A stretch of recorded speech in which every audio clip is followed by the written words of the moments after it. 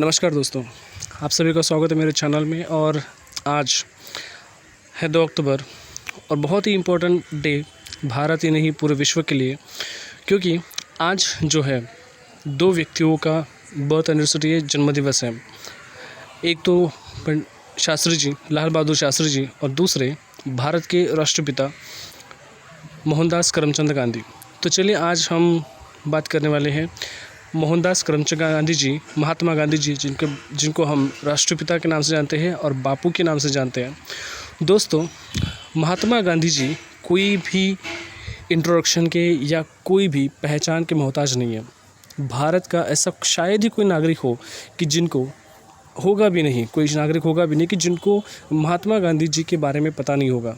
फिर भी उनके कुछ अनसुने रहस्य हैं, कुछ चीज़ें हैं जो इम्पोर्टेंट है, उनकी जीवनी है, उसके बारे में हम जानने की कोशिश ज़रूर करेंगे।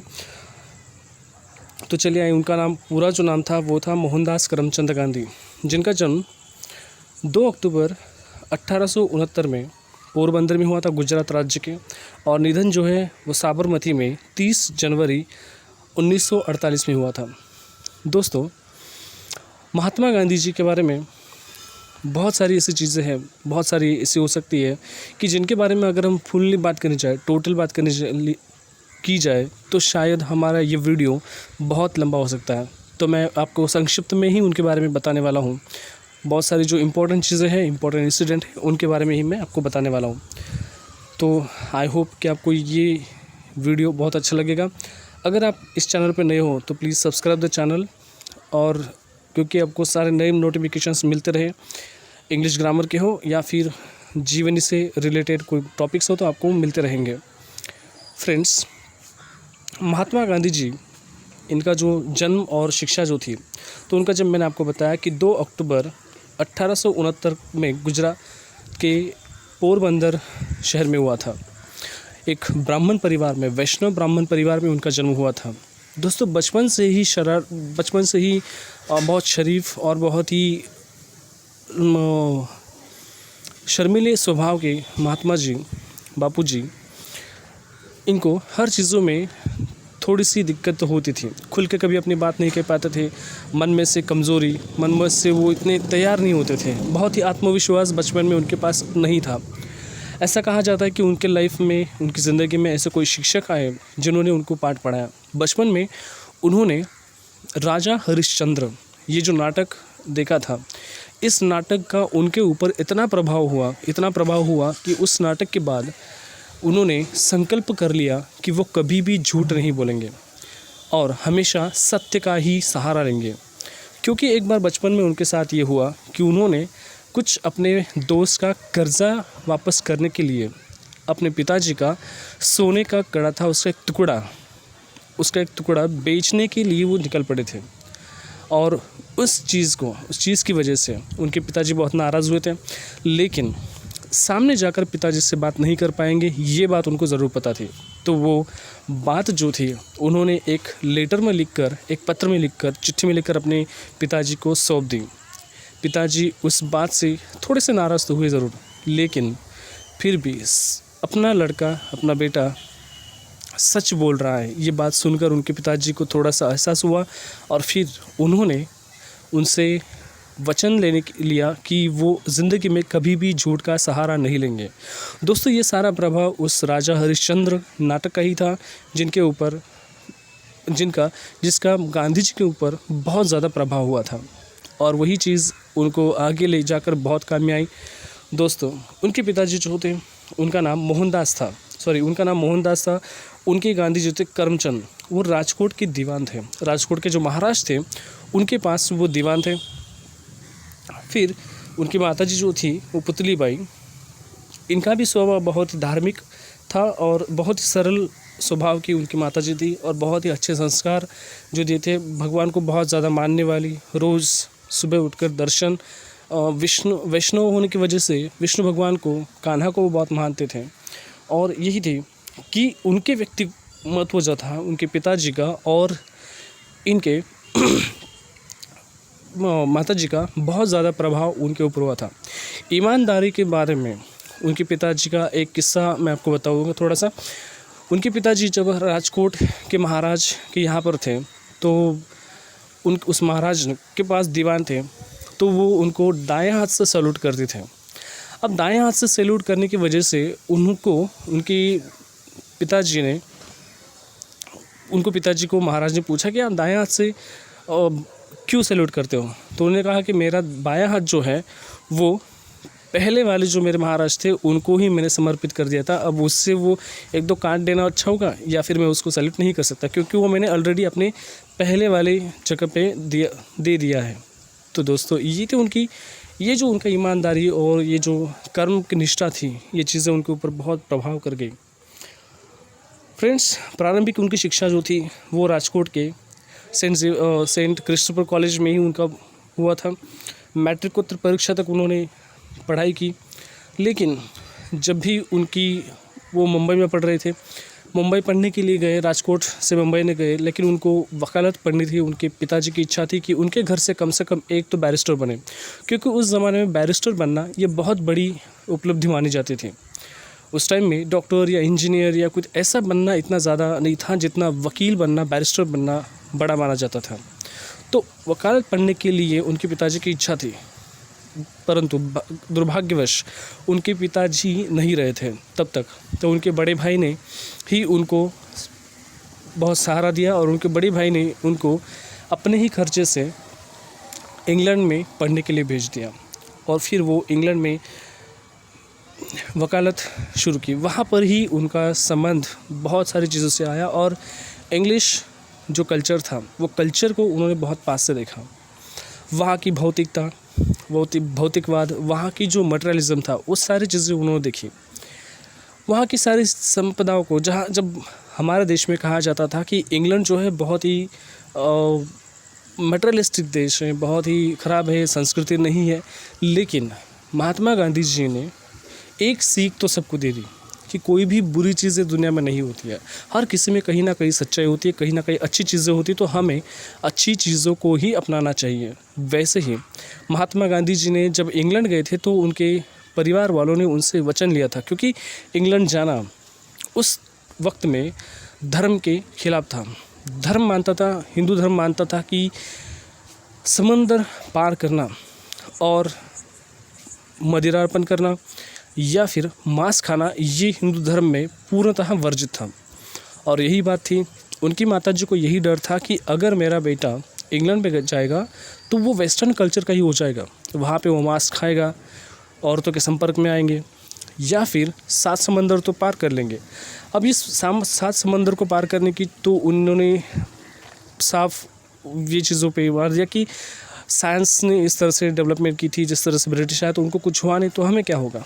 अब ये चीज़ों तो समझ में आई, लेकिन उनकी माताजी ने उनसे वचन लिया कि वो कभी भी मांस का सेवन नहीं करेंगे। दोस्तों, उनके एक मुस्लिम दोस्त थे, बचपन में उनके साथ उन्होंने एक बार मांस खाया था, लेकिन उस चीज़ का पछतावा उनको अपनी पूरी ज़िंदगी में हुआ।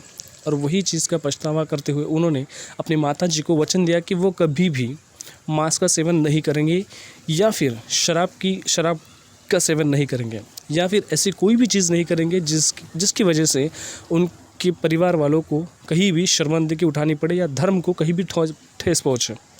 और उसी चीज़ का पालन करते हुए उन्होंने इंग्लैंड में अपनी शिक्षा पूरी की। दोस्तों, वहाँ पे उन्होंने रस्किन बॉन्ड का अनटू द लास्ट ये बुक पढ़ा, और वही बुक था, टॉल्स्टॉय के कुछ बुक्स थे। इन चीज़ों ने उनके ऊपर बहुत ज़्यादा प्रभाव किया।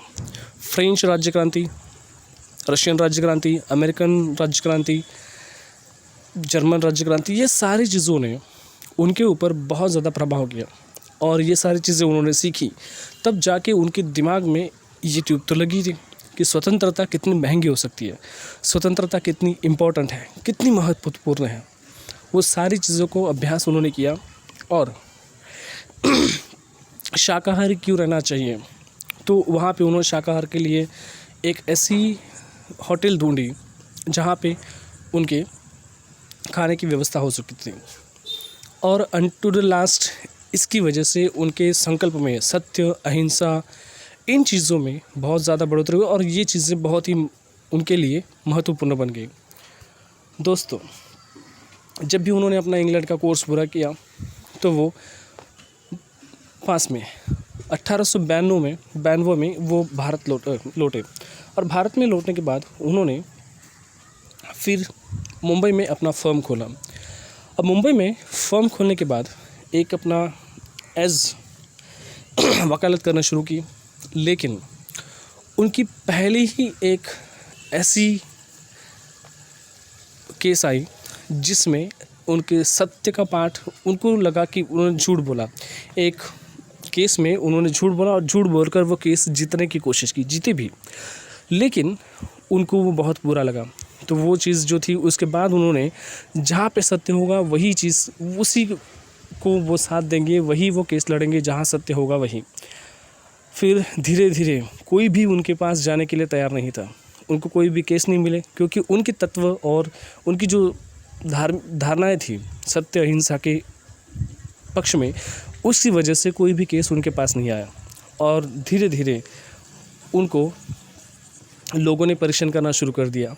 ऐसे में ही उनके पास कोई भी काम नहीं था और उनके बड़े भाई जो बहुत ही कर्जा उनके ऊपर हो गया था इनके एजुकेशन की वजह से, उनके एक करीबी दोस्त थे करीम भाई, जो साउथ अफ्रीका में अपना कॉन्ट्रैक्ट चलाते थे। साउथ अफ्रीका में जो लोग रहते थे, जिनको गिलबिट जो हम कहते हैं, जो उनको हम मद्रासी या साउथ इंडियन लोग कहते हैं, तो वो लोग बहुत सारे साउथ अफ्रीका में काम करते थे। सोने की खदानों में, रबर के कारखानों में, जंगलों में, जहाँ जहाँ था वो सारे काम वो करते थे। अब साउथ अफ्रीका में काम करने वाले इन लोगों के ऊपर बहुत ज़्यादा अत्याचार हो रहे थे। अब सिर्फ करीम भाई ने उनको ये लेकर वो साउथ अफ्रीका लेकर गए कि वो अपने फर्म का काम सिर्फ देखें। उनकी कोई केस बनी हुई थी, सरकार के विरोध में थी और उनकी बाजू सच्चाई की थी, तो वो केस उनको मिला। इस केस की वजह से उनको जाने को मिला साउथ अफ्रीका। अब उसके साथ ही उनकी धर्मपत्नी जो थी कस्तूरबा जी गांधी, वो भी उनके साथ चली गई। और फिर साउथ अफ्रीका में उनकी बहुत ही,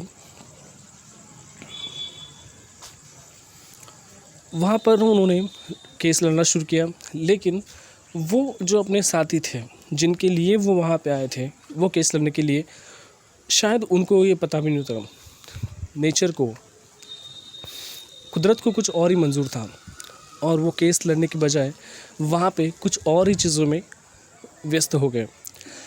उनके साथ जिस तरह का व्यवहार हुआ था, एक दिन वो प्रिटोरिया से डरबन जा रहे थे और वहीं से जाते जाते वो ट्रेन में बैठे। जैसे ही वो ट्रेन में बैठे तो ट्रेन में बैठते ही उनके पास फर्स्ट क्लास का टिकट था और फर्स्ट क्लास का टिकट होने के बाद भी उनको तृतीय श्रेणी में बैठने के लिए बोला गया और उनको सीधा उनका सामान बाहर फेंक दिया गया। फिर उन्होंने उसके ऊपर आवाज़ उठाई कि मैंने फ़र्स्ट क्लास का टिकट निकाला होने के बाद भी आप मुझे थर्ड क्लास में बैठने के लिए क्यों बोल रहे हो। तो उन्होंने वहीं पे धरना शुरू कर दिया और धीरे धीरे ये एक आंदोलन बनता गया।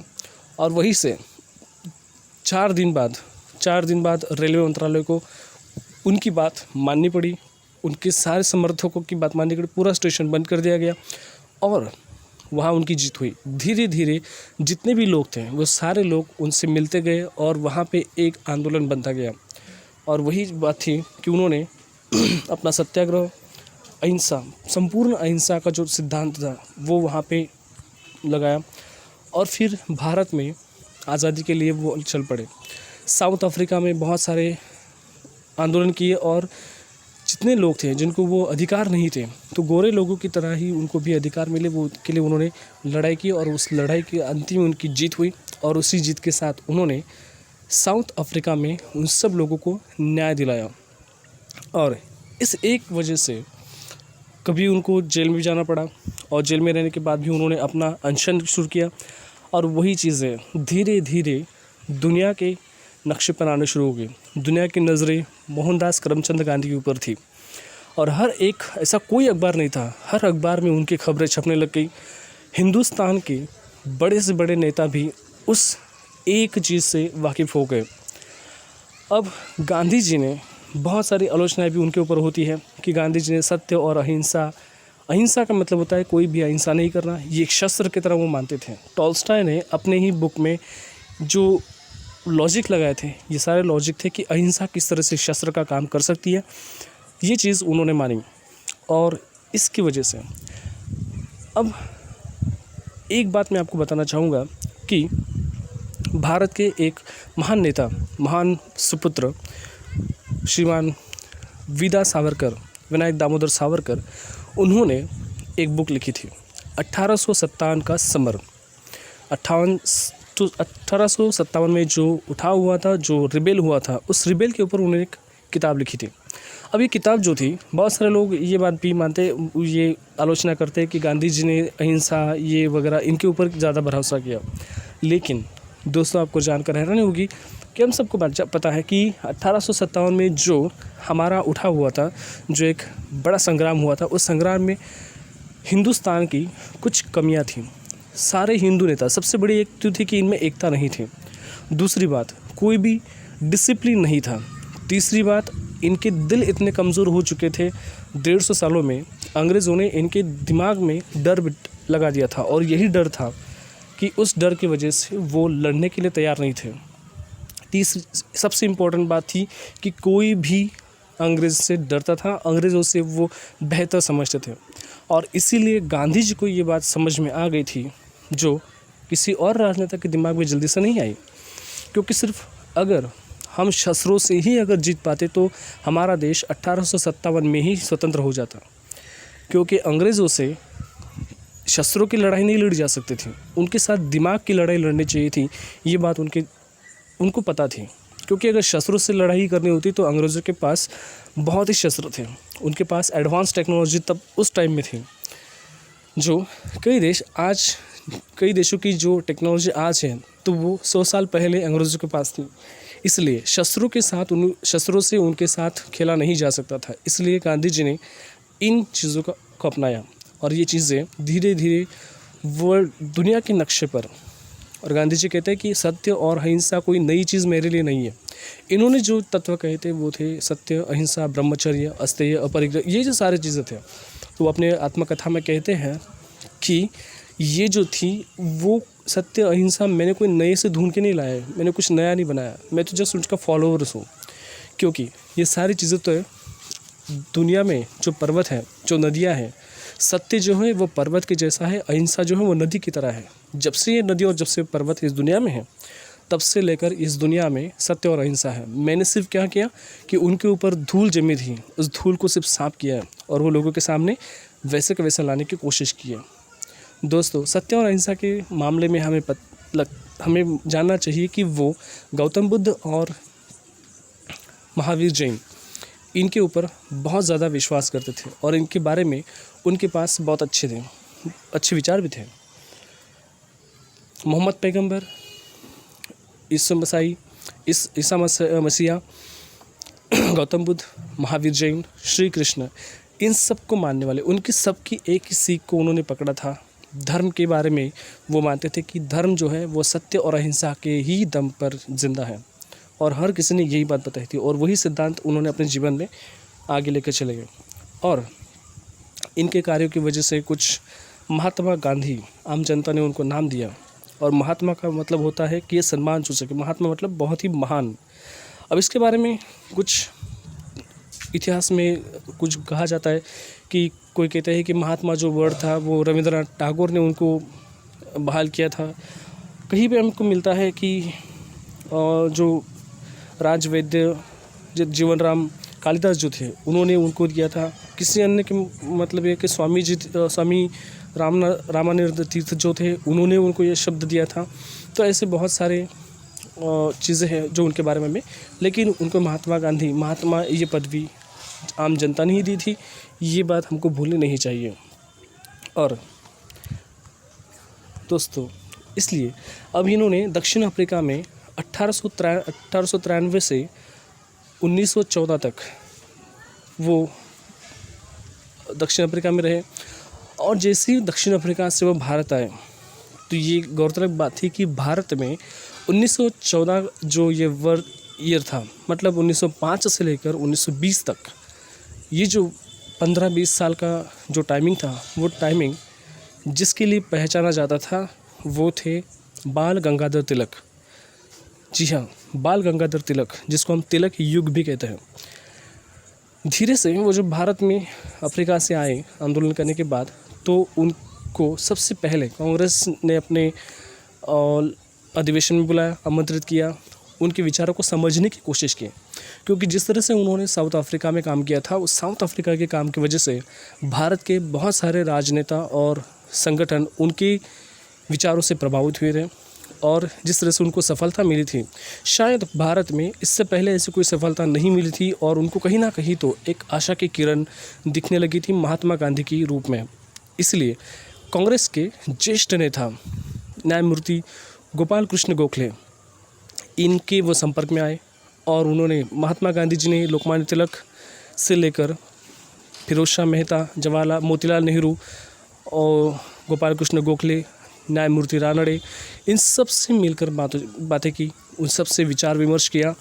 लेकिन सबसे ज़्यादा वो प्रभावित हुए गोपाल कृष्ण गोखले से, क्योंकि बहुत सारे लोगों ने उनको जो परिस्थिति वो बताई, गोपाल कृष्ण गोखले ने उनको कहा कि अगर तुम्हें भारत समझना है तो भारत तुम्हें घूमना होगा। और तब से लेकर नियर अबाउट उनने 2-3 साल तक वो भारत की यात्रा करते घूमे, भारत को पूरी तरह से उनको समझा।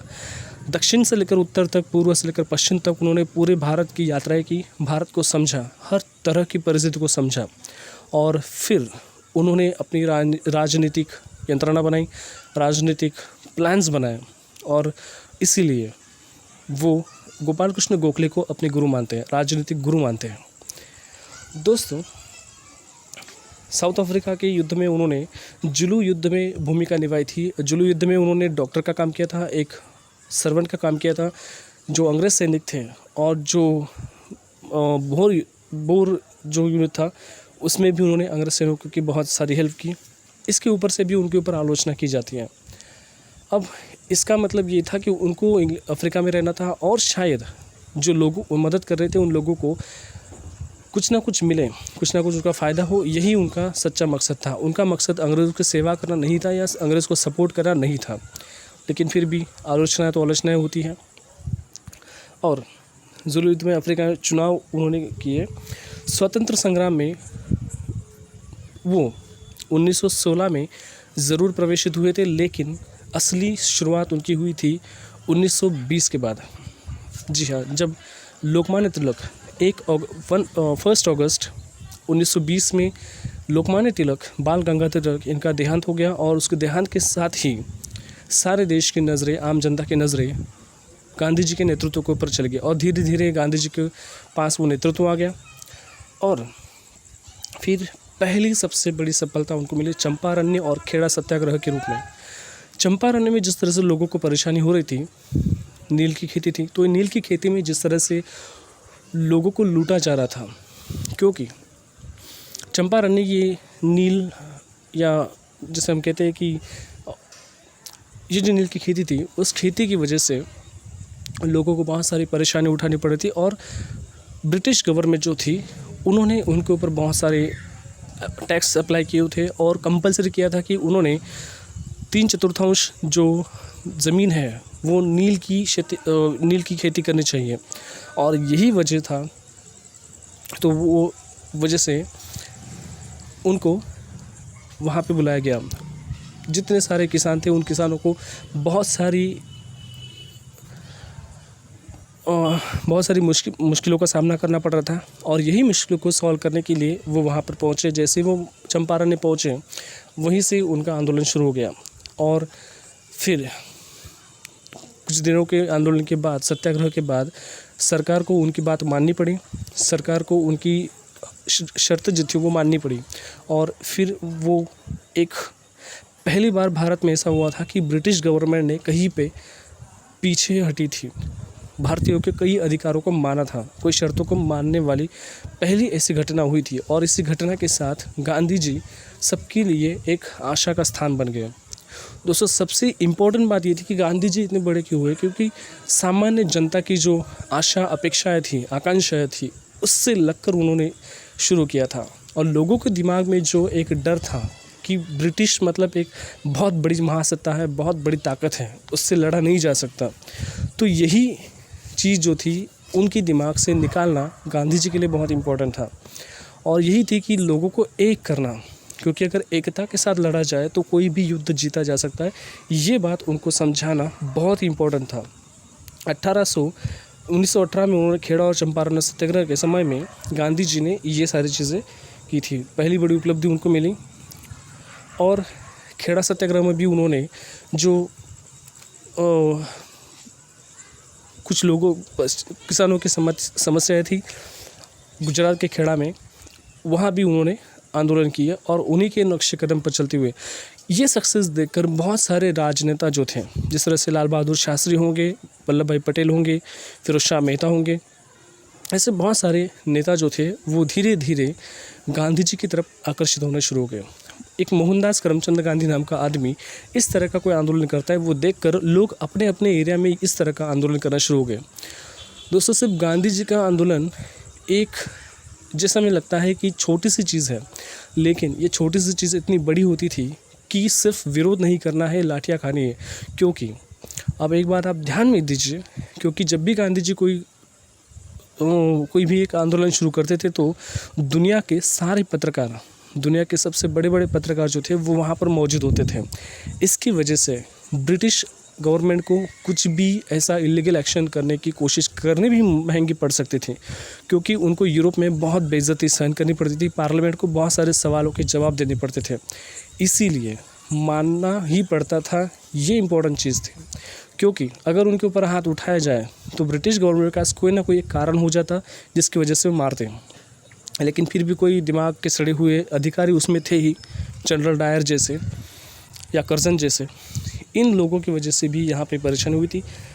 फिर भी बहुत सारे लोगों ने उनके ऊपर विश्वास किया और उनकी नक्शे कदम पर चलते, उनके कदमों पे चलते हुए बहुत बड़ी बड़ी अपने अपने सेक्टर में, अपने अपने एरिया में, जिस तरह से बारडोली सत्याग्रह होगा वल्लभ भाई पटेल ने किया हुआ, ये भी बड़ी बड़ी बहुत शक्यताएँ थी। वन आंदोलन होगा, चिपको आंदोलन जैसे होंगे, ये सारे जो आंदोलन हुए, ये जो सारे अपने अपने राज्य में, अपने अपने एरिया में जो आंदोलन हुए, वो सब इनकी एक हम कहते हैं कि एक इम्पैक्ट था, एक प्रभाव था। और ब्रिटिश गवर्नमेंट को यही बड़ा डर था। स्वतंत्रता में उनका जो एक महत्वपूर्ण, उन्होंने असहयोग आंदोलन जो था वो भी छेड़ा था। असहयोग आंदोलन में उन्होंने देखा कि किसी भी तरह का कॉपरेशन गवर्नमेंट के लिए नहीं करना है, तो इसमें साथ साथ उन्होंने शिक्षा, व्यापार, सारे कोर्ट खाली, सब खाली, राष्ट्रीय शिक्षण, राष्ट्रीय स्वदेशी, इनका नारा दिया। और जैसे ही ये नारा लाहौर के कांग्रेस अधिवेशन से शुरू हुआ तो इसके साथ साथ ये असहयोग आंदोलन शुरू हो गया। तो किसी भी तरह का ब्रिटिश गवर्नमेंट को सहकार नहीं करना है, किसी भी तरह का सहकार नहीं करना है। इसका मतलब उनकी अगर नौकरी है तो नौकरी छोड़ दो, वकालत है वकालत। इसके साथ साथ ही आपको पता होगा कि पंडित जवाहरलाल नेहरू, चित्तरंजन दास, बिपिन चंद्र पाल, इस ऐसे जो बड़े बड़े महान हस्तियाँ थी, इन्होंने अपनी वकालत की डिग्री गवर्नमेंट को वापस कर दी थी। और इसके साथ साथ राष्ट्रीय शिक्षा का शुरुआत हुई। जो शिक्षक थे वो अपने अपने खेतों में, अपने किसी पेड़ के नीचे, तो गवर्नमेंट के स्कूल को बंद कर दिया और वो अपने अपनी शिक्षा, राष्ट्रीय शिक्षण का शुरुआत हो गई थी। और यही असहकार आंदोलन था। स्वराज और नमक सत्याग्रह, जो कि बहुत ही बड़ा एक आंदोलन था, केवल दांडी से साबरमती से निकलकर दांडी तक जो एक यात्रा की थी 230 किलोमीटर की, ये यात्रा 12 मार्च 1930 में उन्होंने शुरू की थी। और ये यात्रा ने इतना बड़ा कदम उठाया था, किसी को लगता है, जब हम हिस्ट्री में पढ़ते हैं तो हमको लगता है कि बस वहाँ पे जाके नमक को उठा लिया तो हो गया। अब ये नमक की एक बात नहीं थी, क्योंकि ब्रिटिश गवर्नमेंट ने हर चीज़ों के ऊपर टैक्स लगाए हुए थे, हर चीज़ों में महसूल लगाया हुआ था। तो उन्होंने जीवनावश्यक जो चीज़ थी, जो कि नमक जैसी एक बहुत ही इम्पोर्टेंट चीज़, जो जिसके बिना कोई जी नहीं सकता, ऐसी चीज़ के ऊपर उन्होंने टैक्स लगा दिया था। और वही चीज़ बहुत ही ख़राब लग रही थी। इसीलिए अब ये सिर्फ नमक के लिए नहीं था। देखिए, नमक के साथ साथ जिस किसी को अपने एरिया में ये सारी चीज़ें, जैसे कि नदी का पानी पीना होगा, कोई कुएं का पानी पीना होगा, तो गवर्नमेंट ने हर चीज़ों के ऊपर बंदी लगा रखी थी।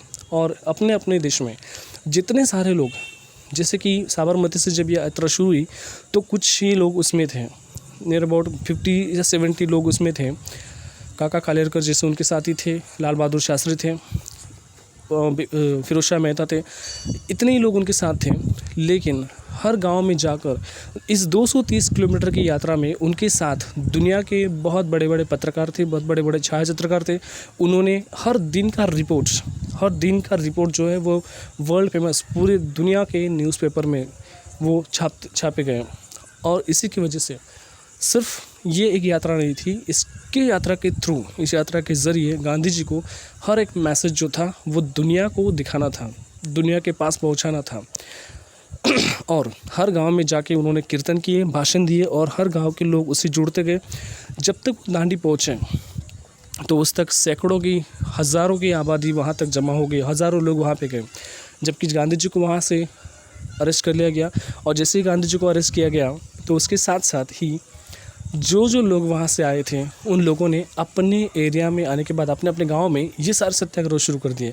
और एक दांडी से शुरू हुई यात्रा, साबरमती से शुरू हुई यात्रा भारत के हर एक गांव तक पहुंच गई। लोग उस टाइम में बैलगाड़ी से तक दांडी तक पहुंच गए थे और ये यात्रा शुरू हुई थी। अब ये नमक के साथ साथ पूरे देश में ये यात्रा जंगल से जंगल हो या सब हो, हर अधिकार के लिए यूज़ होने लग गई और लोग यात्रा निकालने लग गई। आज भी किसी गांव में ये जो प्रभात फेरी निकालते हैं सुबह सुबह, तो एक वही प्रतीक है कि लोगों को जगाया जाए।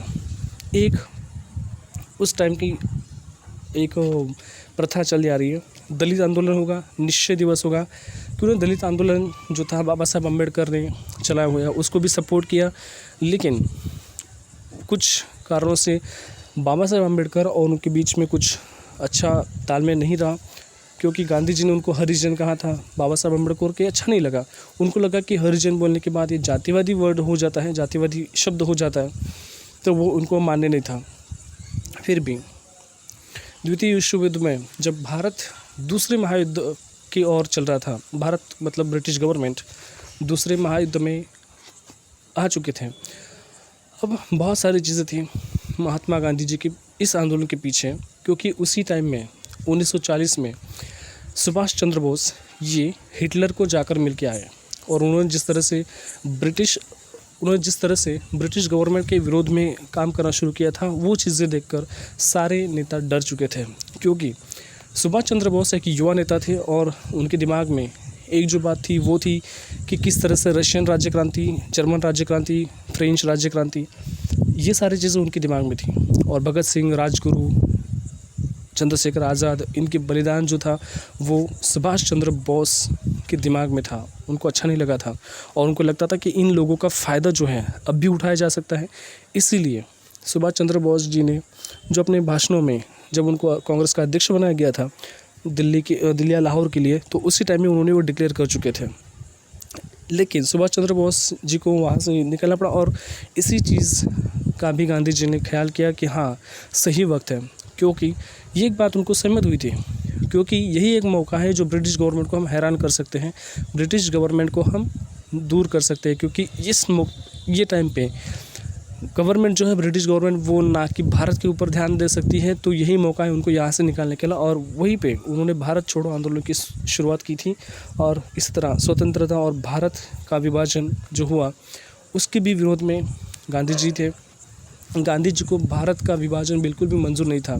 ये बहुत सारी लोग विवाद है, क्योंकि जिस तरह से अगर बहुत सारे लोग मानते हैं कि ये इस विभाजन के लिए गांधी जी जिम्मेदार थे, तो बिल्कुल नहीं। ऐसी बहुत सारी किताबें हैं, बहुत सारा लिटरेचर है जो 1960 की दशक में लिखा गया था, 1950 के दशक में लिखा गया। उसमें स्पष्ट रूप से लिखा गया क्योंकि गांधी जी को विभाजन नहीं चाहिए था। कारण यह था कि क्यों, अगर कांग्रेस ने ये मान लिया, कांग्रेस ने इसे एक्सेप्ट किया, क्योंकि सबसे इम्पोर्टेंट ये था कि दो ग्रुप भारत में थे, एक कांग्रेस और दूसरा था मुस्लिम लीग।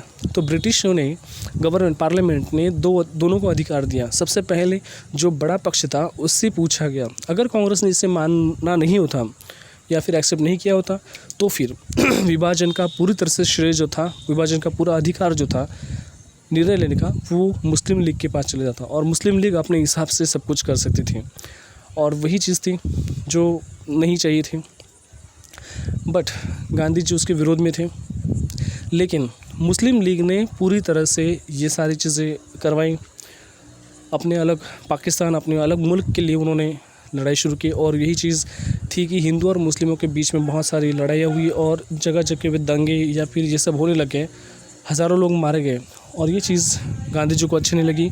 फिर वल्लभ भाई पटेल, जवाहरलाल नेहरू, फिरोज शाह मेहता, इन सारे लोगों ने गांधी जी को समझाया कि देखिए, विभाजन ही इसके ऊपर एक पर्याय है, ऑप्शन है, उसे हम एक्सेप्ट करते हैं। और इस तरह से गांधी जी को ये मानना पड़ा कि विभाजन करना चाहिए। और जिस दिन भी भारत स्वतंत्र हुआ था, ये उस महान इंसान की एक जीत बताती है, एक उनका महानता क्यों है। क्योंकि जब भारत 15 अगस्त 1947 को स्वतंत्रता दिवस मना रहा था, उसी दिन भारत का हर एक नागरिक, हर एक नेता लाल किले पे झंडा फहरा था और वो सेलिब्रेशन चल रहा था। लेकिन महात्मा गांधी एक ऐसे अकेले इंसान थे जो बंगाल में चल रहे, बंगाल जो हुआ था, बंगाल के विभाजन हुआ था, पूर्व बंगाल और पश्चिम बंगाल, इनके बीच में जो कुछ लड़ाई चल रही थी, वहाँ पर दो ही लोगों ने उस पूरे दंगे को कंट्रोल किया था।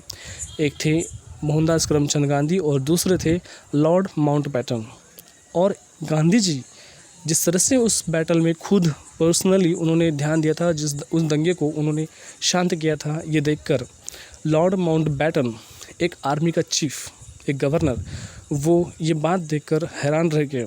और तब जाके उनको समझ में आया कि गांधी जी इस देश में कितने इम्पोर्टेंट हैं। इसलिए उन्होंने गांधी जी को वन मैन आर्मी इस नाम से संबोधित किया था। और उन्होंने ये चीज़ ब्रिटिश पार्लियामेंट में कही थी उनके गौरवोद्गार में कि मैंने गांधी जी में वन मैन आर्मी देखी है। और यही चीज़ एक ब्रिटिश अधिकारी जब महात्मा गांधी जी का वर्णन करता है तो सही में हमें उनकी महानता समझनी चाहिए। ठीक है, उनकी बात में बहुत सी आलोचनाएं भी होती है, बहुत सारी चीज़ें बताई भी जाती है, लेकिन हिस्ट्री को तोड़ मोड़ कर जोड़ने की जो चीज़ें लोगों को पता भी नहीं होती, वो चीज़ें कहीं से ढूंढ के लाने की बहुत सारे लोगों के दिमाग में शक्ल आती है और उनकी महानता को हम खो देते हैं। और कुछ लोग उनके बारे में आलोचना भी करते हैं, फिर भी उनकी महानता को नकारा नहीं जा सकता। गांधी जी के कुछ सिद्धांत थे। वो सिद्धांत थे कि वो पहला तो उनका सत्य, दूसरा अहिंसा, तीसरा ब्रह्मचर्य, इनके ऊपर वो बहुत ज़्यादा फोकस करते थे। सादगी, अभी सादगी मतलब सीधा रहना, बहुत ही सिंप्लिसिटी उनकी बहुत पहचान थी। गांधी जी का आज तक ऐसा कोई फ़ोटो नहीं आया कि जिसमें वो सूट बूट पहनकर या कुछ बहुत ही स्टाइलिश होकर जा रहे हो। खुद ब्रिटिश पार्लियामेंट में जब उनको प्रिंस के साथ मीटिंग करने के लिए बुलाया गया था, तो गोलमेज परिषद जो राउंड टेबल्स कॉन्फ्रेंस होती है, उसमें भी बुलाया गया, तो वो अपने ही पहराव में वहाँ तक पहुँचे थे। उन्होंने कसम खा रखी थी कि जिस दिन, एक किस्सा कहा जाता है कि वो जब रेलवे स्टेशन से उतरे, जब भारत घूम रहे थे, तो एक भिखारी वहाँ पे ठंडी से काँप रहा था और वो पैसे मांगने आया। गांधी जी ने उनको देखकर बड़ा दुख हुआ कि देश में ऐसी भी गरीबी है। उन्होंने अपना कोट निकाल कर उस भिखारी के हाथ में दे दिया, उसको उसके ऊपर डाल दिया और तब से उन्होंने एक कसम खा ली कि जब तक मेरे देश में हर किसी इंसान को कपड़े न मिल जाए, तब तक मैं ये धोती पहनूंगा। और इसीलिए दोस्तों, यही एक चीज़ थी कि ज़िंदगी भर उन्होंने वो अपना सिद्धांत बना लिया और उसी के ऊपर वो चलते रहे। चाहे तो वो भी अपनी रोटी सेक सकते थे, चाहे तो वो भी अपने बच्चों के लिए घर, ऐशो आराम, प्रॉपर्टीज़ कर सकते थे, लेकिन एक देश के हित में, देश के लिए जितना सीधा सिंपल उनके पास हो सकता था। वो कोई प्लानर्स नहीं थे, कोई बड़ी हस्ती नहीं थे। छोटी छोटी बातें उनको महान बनाते गई। और वो अगर हम उनकी नेगेटिव बातों को हम सच मानकर कभी कभी हम लोगों को पहचानना छोड़ देते हैं। और यही चीज़ थी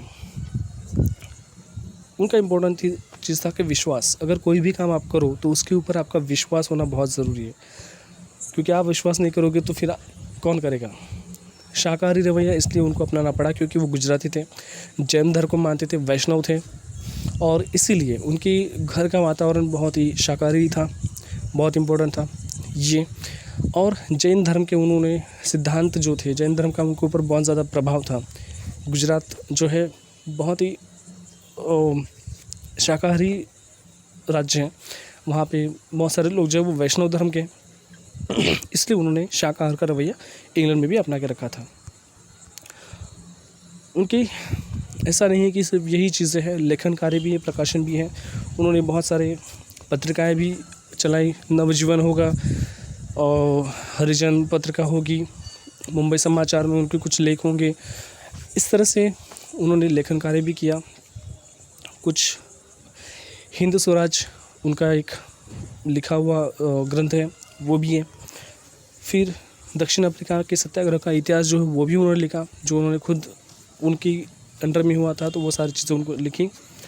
और ये बात आपको बताने में मुझे बहुत ही हमें गर्व होना चाहिए कि दक्षिण अफ्रीका के सत्याग्रह का इतिहास जो है वही बुक पढ़ने के बाद नेल्सन मंडेला जब वो जेल में थे, तो वो बुक पढ़ने के बाद उनको प्रेरणा मिली और उसी प्रेरणा के साथ उन्होंने सत्याग्रह का मार्ग स्वीकार लिया। और इस तरह से नेल्सन मंडेला ने साउथ अफ्रीका को भी जो वंशवाद था, अपार्थाइज्ड जो पॉलिसी थी, उसके ऊपर उन्होंने विजय पाई। सत्य के प्रयोग, ये बहुत ही इम्पोर्टेंट और आत्मकथा है, जो पहली ऐसी आत्मकथा है जो ईमानदारी से लिखी गई है। जो सत्य है वही सत्य है और जो चीज़ें हैं उन्होंने एक्सेप्ट की है। गीता माता, ये गीता रहस्य के बाद उन्होंने लिखा हुआ एक बुक है, संपूर्ण गांधी वाङ्मय, जिसमें उन्होंने पंचसूत्री कार्यक्रम होगा और उनका ग्राम जो उद्योग थे उसके ऊपर होगा, चरखा किस तरह से होना चाहिए, ये सारी चीज़ें उन्होंने उसमें लिखी हुई है। और इसी तरह से महात्मा गांधी जी हमारे लिए एक आदर्श के रूप में खड़े होते हैं। बहुत सारी ऐसी चीज़ें हैं जो हमें उनके बारे में प्रेरित करती है। और इस महान नेता 30 जनवरी 1948 में नथुराम गोडसे नाम के एक क्रांतिकारी ने उनके ऊपर गोलियां चलाई। हैरानी की बात ये थी कि गांधी जी ने कुछ 4-5 दिन पहले ही एक भाषण में कहा था कि अगर मैं मरते वक्त मेरे नाम से प्रभु का नाम ना निकले, राम का नाम ना निकले, तो समझ लेना कि मैं एक बहुत ही दिखावे वाला आदमी हूँ। लेकिन और वो सिर्फ 3 दिन पहले की गई भविष्यवाणी, अगर मुझे कोई गोली भी मारता है तो गोली मारने के बाद मेरे अंदर से एक ही आवाज़ निकलेगी और वो भगवान राम की होगी। तो ये बात सच में हुई कि नथुराम गोडसे जो सुबह से उनके साथ में थे। हैरान करने की बात ये थी कि नथुराम गोडसे साबरमती आश्रम में एक दिन पहले से उनके साथ थे, उनके साथ पूरी डिस्कशन हुई थी। और नथुराम गोडसे ये सावरकर के बहुत करीबी माने जाते थे, विदा सावरकर के, और राष्ट्रीय स्वयंसेवक के भी करीबी माने जाते थे। और एक संस्थापक के रूप में भी वो थे, संस्थापक के सदस्य थे। और इसलिए उन्होंने पूरा दिन रहने के बाद गांधी जी के ऊपर गोली चलाई और 3 गोलियां गांधी जी के ऊपर उन्होंने चलाई थी। और बहुत ही उनका बयान भी था क्यों उन्होंने गोली मारी, क्यों उन्होंने गांधी जी की हत्या की, बहुत सारी चीज़ें हैं। ये बात विवादों की है, फिलहाल हम उसके ऊपर बात नहीं करेंगे। फिर भी उनकी हत्या हुई और जैसे ही उन्होंने गोली मारी तो गांधी जी के ज़ुबान से वही शब्द निकले, हे राम। ऐसे 3 बार वो राम का नाम लेते ही उन्होंने अपने प्राण त्याग दिए। ऐसे महान नेता, महान व्यक्ति को हमें समझना एक इम्पॉर्टेंट चीज़ है। इस वक्त में हमें उनको समझना चाहिए। इसलिए आज 2 अक्टूबर को गांधी जयंती की शुभकामनाएं। और गांधी जी, महात्मा गांधी जी हमारे लिए प्रेरणा के स्रोत बनते रहेंगे। राष्ट्रपिता उनको क्यों कहा जाता है, तो आप ज़रूर ढूंढिए। अगर वीडियो आपको अच्छा लगता है तो लाइक ज़रूर कीजिए। और आपने इस वीडियो को सुना, समझा, आई होप कि आपको बहुत सारी चीज़ें समझ में आई, बहुत सारी चीज़ें आपको हेल्पफुल रहेगी। Thank you all of you, बहुत ही धन्यवाद सुनने के लिए। और शतशः नमन इन सब महापुरुषों को, धन्यवाद।